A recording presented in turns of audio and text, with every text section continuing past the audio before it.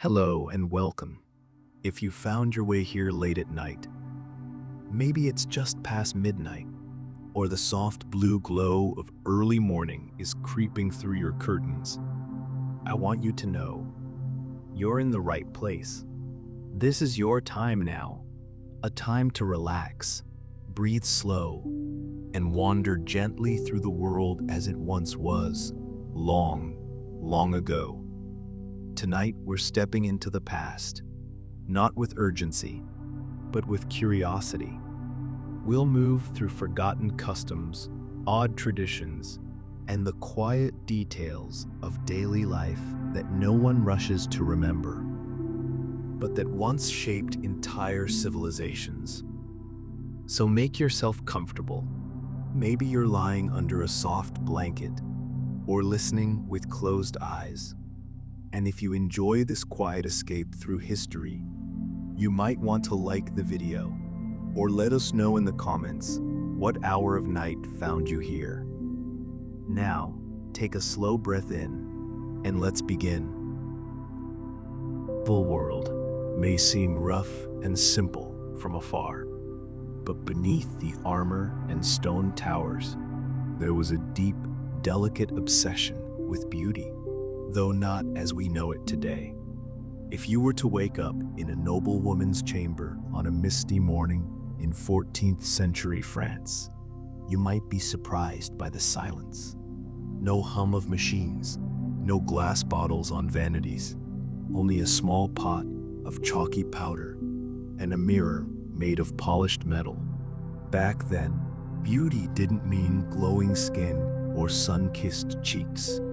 Quite the opposite, in fact. The ideal was pale, extremely pale, like candle wax or fresh parchment. To be fair-skinned meant you didn't work outdoors. It meant wealth, softness, and a life untouched by labor or sun. Women would apply mixtures of white lead, vinegar, and powdered bone to their faces. Creams so toxic they slowly poisoned the skin, but created that ghostly, aristocratic glow. Some even placed leeches on their cheeks or behind their ears to drain the blood and brighten their complexion. Eyebrows were plucked thin or shaved off entirely, and the hairline, the hairline, was raised by pulling hairs from the forehead, inch by inch, until it appeared taller and more angelic. A high forehead was seen as a mark of intelligence and divine beauty. Scent was subtle, too. With bathing considered risky or sinful in many regions, fragrance came from sprigs of herbs sewn into clothing. Lavender, rosemary, or crushed violet petals stitched into the seams of silk sleeves.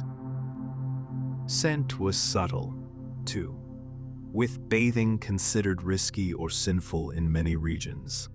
Fragrance came from sprigs of herbs sewn into clothing.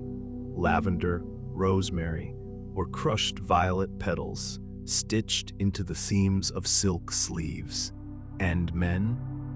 They were expected to look noble and unbothered, not rugged but refined. A man's hands should be soft. His tunic should carry the light scent of clove oil or rose water, not sweat or soil. This wasn't just fashion, it was morality. Beauty was tied to virtue, an outward symbol of an inner grace, a social code spoken silently through powder and pain. Imagine the quiet routine of preparing for court by candlelight, the hush of a lady's maid brushing powder onto porcelain skin, the gentle sound of scissors trimming a lock of hair into the right shape, every motion a whisper. This wasn't just fashion, it was morality. Beauty was tied to virtue, an outward symbol of an inner grace, a social code spoken silently through powder and pain. Imagine the quiet routine of preparing for court by candlelight, the hush of a lady's maid brushing powder onto porcelain skin, the gentle sound of scissors trimming a lock of hair into the right shape, every motion a whisper. From the outside, it might seem foolish, all this effort for a look so distant from health and vitality. But for them, beauty wasn't about attraction, it was about status. It was about purity, class, and aligning oneself with God, with grace, and with the ideals of the time. So if you ever woke up in the Middle Ages, don't expect a warm face wash or a dab of moisturizer. Expect powders laced with poison, hair plucked in silence, and the soft scent of wilted lavender carried beneath a coif. Beauty then was not comfort. It was quiet control. And as we drift away from the vanity mirror and out into the sunlit courtyards of ancient empires, we find a very different image of power, armored, eternal, and deadly still. The Persian immortals await. Imagine the desert wind stirring grains of sand along a distant horizon, a flicker of sunlight glinting off polished bronze, and in perfect formation, 1,000 men move as one. They are not loud, they do not shout, but their presence fills the space like a rising tide. These are the immortals, the elite warriors of the Persian Empire, whose very name whispered fear and awe. Now, before you picture wild battle cries or clashing swords, pause.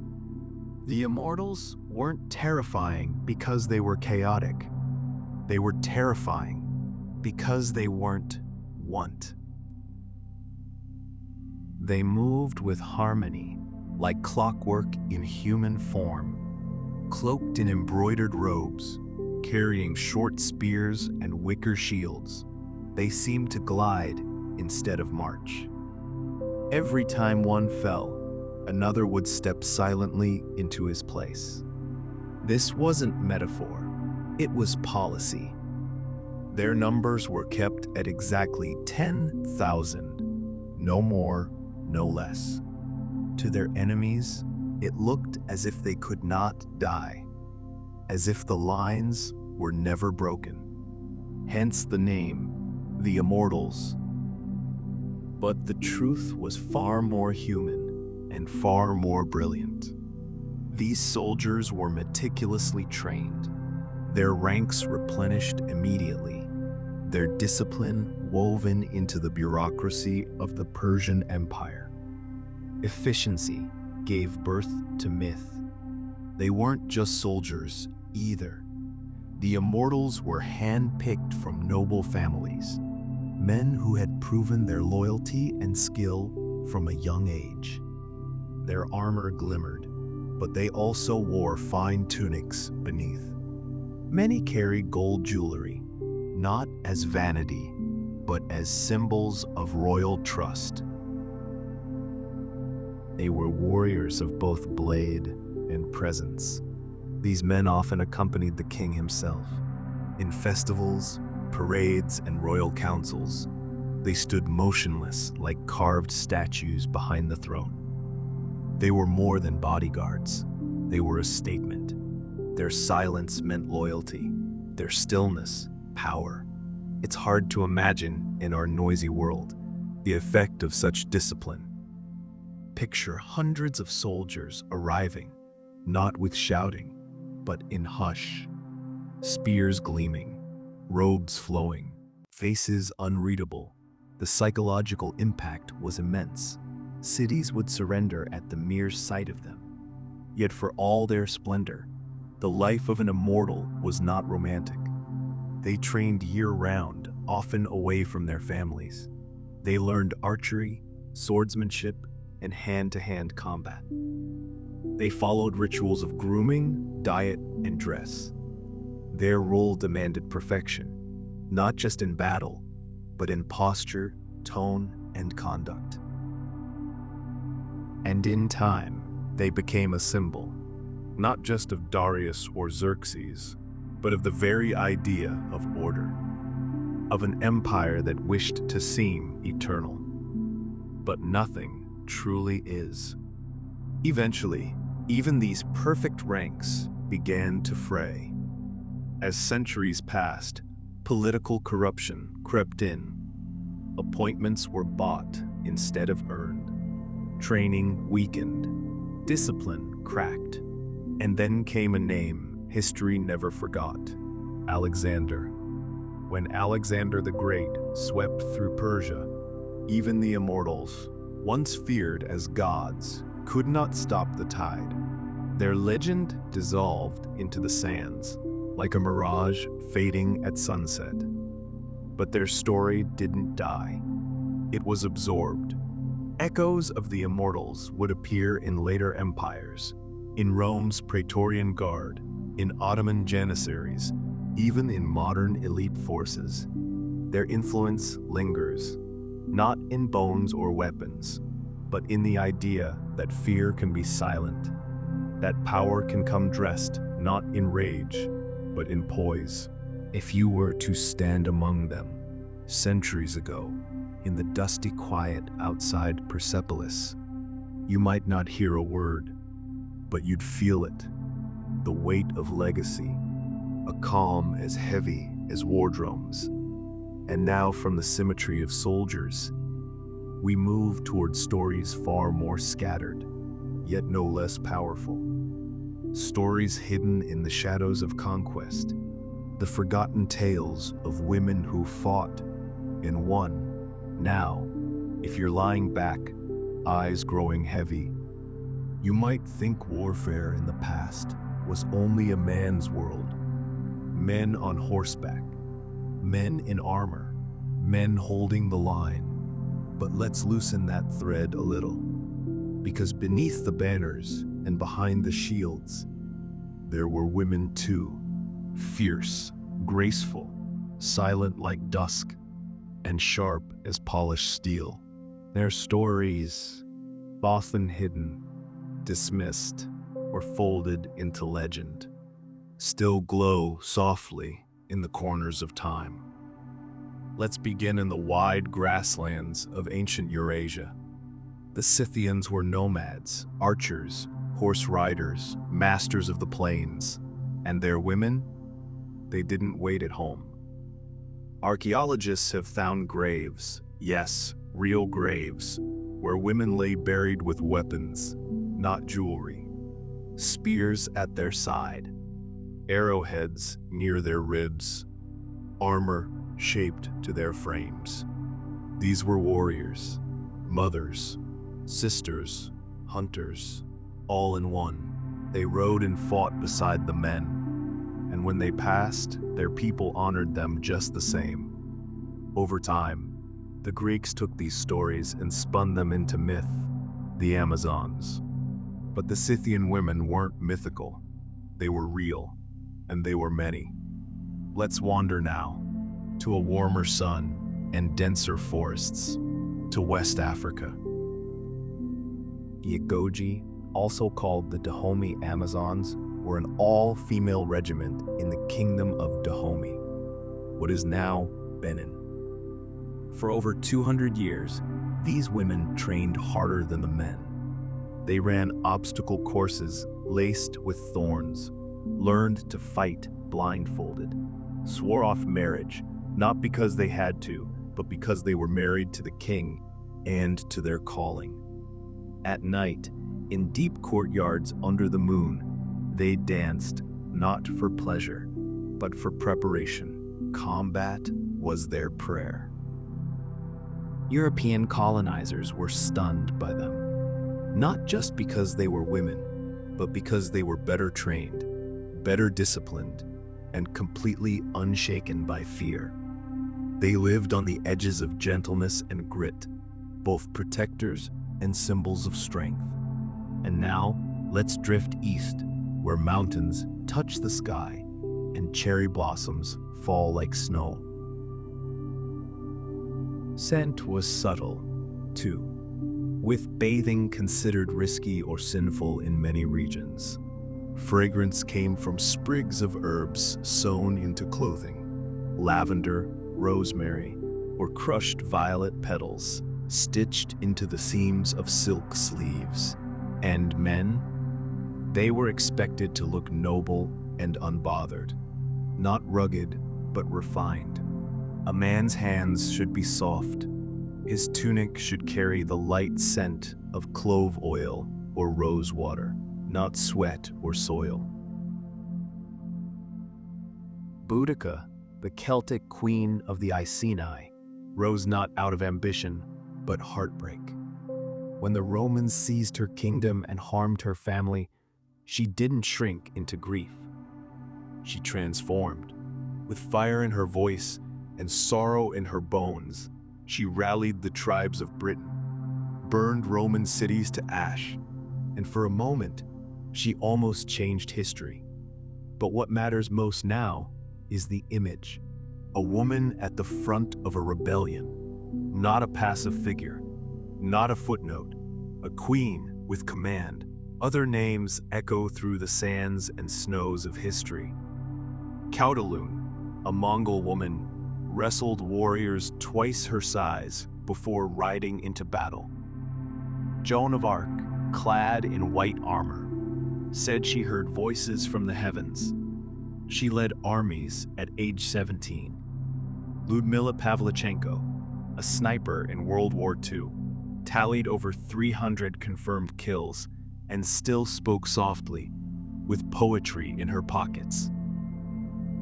These were not exceptions. They were hidden chapters, and they tell us this, that strength doesn't always roar. Sometimes it rides quietly through the smoke. Sometimes it leads with eyes full of sorrow, but hands steady as stone. As we rest here, in the shadows of their stories, let your thoughts soften. History isn't only about kings and empires. It's also woven with these quiet threads of women who bled, led, and endured. Imagine for a moment, it's night. A quiet fire burns low. You're lying on a reed mat or a bed of wool, the stars like pinpricks through the smoke. And then you hear it. A low hum, a plucked string, a flute carved from bone. You don't know the tune, but it stirs something deep, something old. That's the power of music. And long before orchestras or radio, long before notation or recordings, people still made music. They sang to gods, to seasons, to the dead and the unborn. They played instruments to speak when words weren't enough. And the instruments they created were more than tools. They were vessels for memory and myth. Let's begin in the land between two rivers. This standard of beauty came at a cost, not just in health, but in silence. Pain was endured quietly. Women, especially those of higher class, were expected to suffer gracefully. Swelling from lead exposure, headaches from tight hairstyles, skin irritation from crushed pearl and chalk. These were all normal. They weren't spoken about. They were simply part of looking the part. And in that sense, medieval beauty was. But not everyone could afford the look.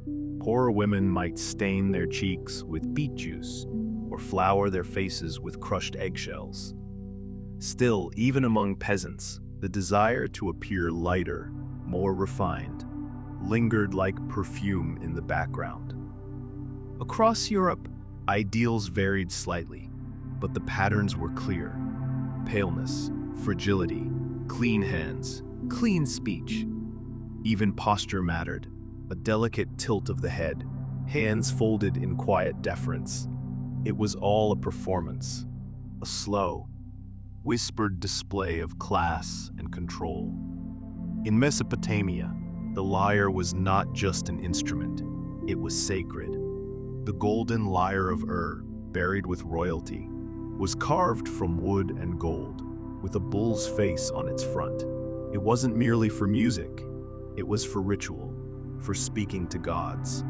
Musicians were respected, sometimes feared. Music could heal or curse. It guided the dead to the underworld and announced the rise of kings. And just like that, we drift west to marble colonnades and to the Greeks. Music was mathematics, philosophy, harmony between the body and the stars. They played the aulos, a reedy, haunting instrument, and the kithara, like a deep, singing harp. Plato said music shaped the soul. Aristotle believed it trained the mind. And Pythagoras, he heard music in the movements of planets. Even in battle, the Greeks marched to rhythm. Even in grief, they sang. Now let's float farther south to where the Nile bends, slow and patient. In ancient Egypt, music was breath. It welcomed the dawn, praised the pharaoh, and lulled children to sleep. The harp, large and curved like the moon, was favored by women. Flutes of cane, drums of stretched hide, sistrums that jingled like laughter. Every god had a sound.